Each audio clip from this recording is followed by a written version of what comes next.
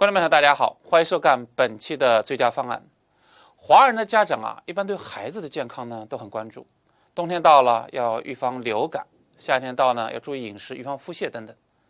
但是很多家长对于孩子的牙齿健康保健可能都知道比较少了。很多人觉得孩子的牙齿很健康有需要知道那么多保健的知识吗？其实这是一个误区。今天我们请来了UD联合牙科的首席牙医George Xenakis给大家介绍一下儿童牙齿保护需要知道的哪些知识。George Xenakis已经有着30年的牙医治疗经验，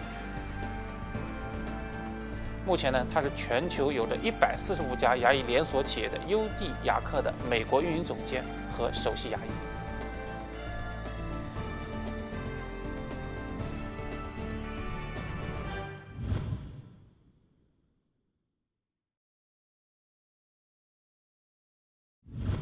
Primary dentition are very, very important. And it bothers me from personal experience when parents say, well, it's baby teeth, they're going to lose them anyway. No, they're there for a purpose. Some of the purposes are, one, an infant or a child has to be able to chew their food properly. That aids with digestion, that aids with nutritional absorption. You need a full dentition to speak, to learn how to pronunciate. And that's very, very important for a child when they're developing, for social interactions and cognizant interactions. Baby teeth also is important, that confident smile for self-esteem. Children could be cruel, and children missing teeth could be teased out at school and things like that, so that'll affect their self-esteem. The most important part, though, of primary teeth is it's a placeholder for the adult teeth. Primary teeth will be lost. They will be lost starting at the age of 6, and by the age of 12 they should all be gone for the most part, but they act as a placeholder. If you lose a primary tooth too prematurely, the other teeth will try to fill the gap. That's Mother Nature working, and that won't allow enough room for the adult tooth to erupt properly. Also, if a primary tooth is lost prematurely, there's no guide. Primary teeth act as a guide for the adult tooth to almost drop into proper alignment. Without that guide, the adult tooth will come out in the palate side, the cheek side, and again the child then will need other additional dental treatments. So primary teeth are very important.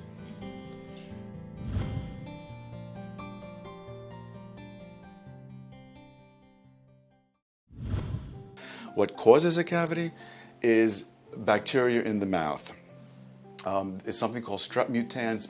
The common name is plaque. Infants are not born with plaque. It's introduced to the child by the caregiver. It could be licking a spoon. The mom licks a spoon and puts that spoon in the child's mouth. The child now has plaque. But the problem with plaque is it needs to get to a level where it causes tooth decay, pathogenic levels, where it causes disease. This is an example of a mouthful of dental plaque, and you could see along the gum lines all of that white areas. That's plaque. It secretes acid. It irritates the gums, and if it's not removed in a timely fashion, it's going to cause tooth decay. Dental decay actually many different levels. You can see some white areas along the gum line. That's decay that's just starting. It's a white chalkiness, and once the decay breaks the enamel and now fillings are needed, you can see that in multiple locations here. So the decay has gone too far down, it's into deeper layers of the tooth, and it's heading to the nerve, so it needs to be stopped here before it becomes an infection. Baby bottle tooth decay. That's when the caregiver, mother, father, grandmother, anybody, nanny, give the baby a bottle to put them to sleep, to quiet them down, things of that nature, and that slow drip from the bottle, whether it's filled with juice, baby formula, soda, I can't understand that, to be honest with you, milk, because milk has sugar, milk has natural sugars in it, will slowly drip, feed the plaque, and literally cause extensive decay very quickly on the upper front teeth. Don't put the baby to sleep with a bottle or a sippy cup, and in between meals, don't have the child running around holding a bottle or a sippy cup. The child's going to have a lot of trouble getting this replaced, if at all possible.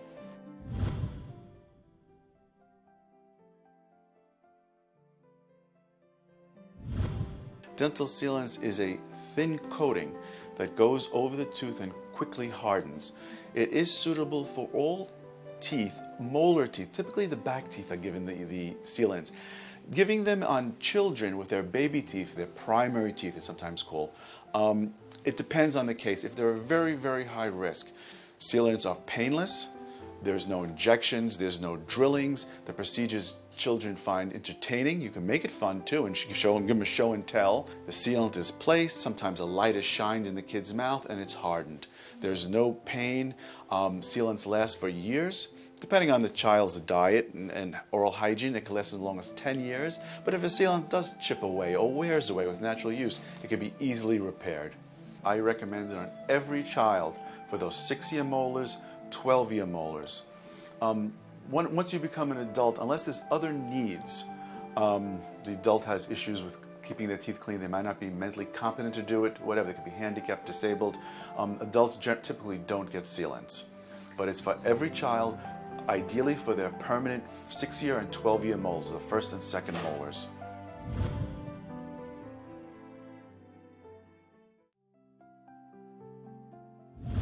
Many of these I did cover already, but I do want to emphasize a few points.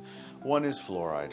Fluoride is so critical. It's been proven that it prevents tooth decay very quickly. It doesn't take years of consuming fluoride or brushing your teeth with fluoride. Very quickly it prevents tooth decay. It hardens the surface of the enamel surface, thus the acid attack. It makes it more difficult for the acid to break through that enamel surface. That's what fluoride does. And fluoride is no artificial man-made chemical. It's naturally found in the earth. It's a mineral. Fluoride is found in mouth rinses for children, toothpastes, gels. There's something that came out relatively recent called varnish. Almost the way you varnish a table or a wooden floor, you could paint varnish on children's teeth, especially if you see those white lesions that I showed you in an earlier slide where the decay is just beginning. You could paint that varnish on that lesion and believe it or not, it'll stop and even reverse the decay. So the decay will stop, correct itself, and there'll be no need to put a filling at that point in time. Hopefully the child keeps up with oral hygiene and diets and things like that. So fluoride is critical. It's a very common, inexpensive procedure done in dental offices every day.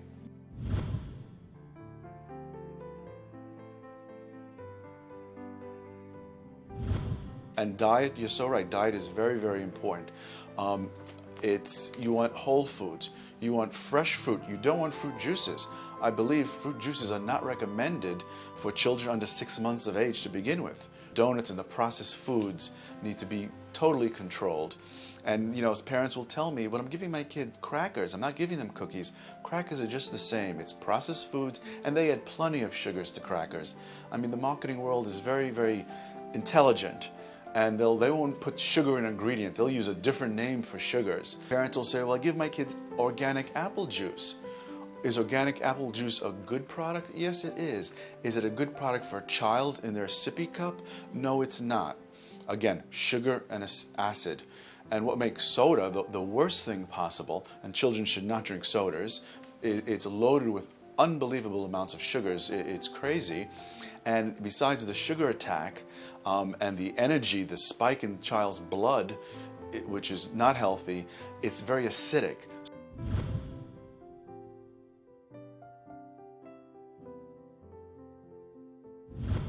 Finger sucking. Yeah. I've even seen children put their whole hand in the mouth. And also pacifiers as well, kind of all very, very similar. I mean, the sucking is natural. It's a natural phenomenon, but usually by the age of 6 months, the child starts weaning themselves off that. But unfortunately, if a child is bored, hungry, anxious, tired, they may naturally start sucking all over again. And if it's done excessively, too forcefully, or for too long of a period, after the age of 5, the child may have other problems if they're still sucking their thumbs, anxiety disorders, so that needs to be looked into further. Rare, but it could be a possibility if they're doing it at a much older age. It could literally change the shape of the mouth, make the palate narrower and higher, create crowding. Is the anterior open bite. When the child closes their teeth, their front teeth remain open. This affects speech development. There's lisping when it comes to saying the letters T and D in particular. And when they do say these letters, their tongue thrusts outward. There's a problem eating because now they have a malocclusion and their jaw is permanently damaged. So now they're going to have to get extensive orthodontic treatments to correct it. And again, it's a self-esteem issue for a child. I mean, obviously, they're not going to have a smile. How to prevent it? There are quite a few ways of preventing it, and I suggest parents do break the habit as early as possible. Some of the ways of preventing it is simply put a Band-Aid on the child's thumb. So when they go to, or fingers, so when they go to suck it, if they're asleep, they'll realize that and they will stop. They'll break the habit. You could buy a thumb glove for the child. Some parents get a little, if that doesn't work, if those non-invasive procedures don't work, then you can put a drop of some bitter tasting material and astringent material on the thumbnail. So when the child goes to it, they'll taste it and they'll break the habit that way. For more difficult cases to break, the dentist can make an appliance, a palatal bar, palatal crib. Some of them can be removed, put at night, removed in the day. Others are permanent until the dentist can remove them, which will not allow, there's no room for the child to put their thumb in the mouth.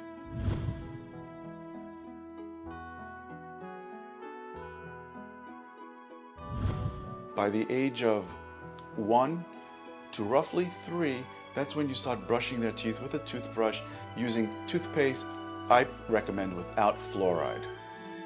After the age of 3, then you start putting a pea-sized drop of toothpaste with fluoride. They make toothpaste special for children with appropriate dose of fluoride, or less than the adult dose, obviously, and you start brushing their teeth with that. Again, hygiene, getting them in a good pattern of hygiene, which they will last a lifetime with. They do sell plenty of wonderful toothbrushes on the market, and they sell toothbrushes and even toothpaste catered to children. And that, of course, I recommend. You want the child to be excited to hold a toothbrush. It could be a cartoon, it could be in the shape of a crown, anything. Anything works. They make bubblegum flavored toothpaste to sparkle toothpaste. Again, to get the child excited about practicing oral hygiene. Generally, of course, something that's size appropriate. I'm not going to give a 3-year-old an adult-sized toothbrush that's going to make them gag. That's not going to work. But also, the toothbrushes need to be soft. That's critical. They do sell non-soft toothbrushes out there, and that's too rough on a child's gums, a child's teeth. So you want a soft toothbrush, and of course, brush softly. That's critical as well. 听了 George Xenakis 介绍呢，觉得还是很受益。从乳牙的保护到龋齿的防治，再到儿童的饮食和刷牙，以及怎样纠正吸吮拇指坏习惯等等，让我们较为全面地认识了儿童牙科保健原来还有这么多的说道。我相信啊，已经有或者将要有宝宝的家长们一定会很有收获了。我们感谢 George Xenakis 给我们带来这些知识。好，感谢收看本期的节目，我们下期节目再见。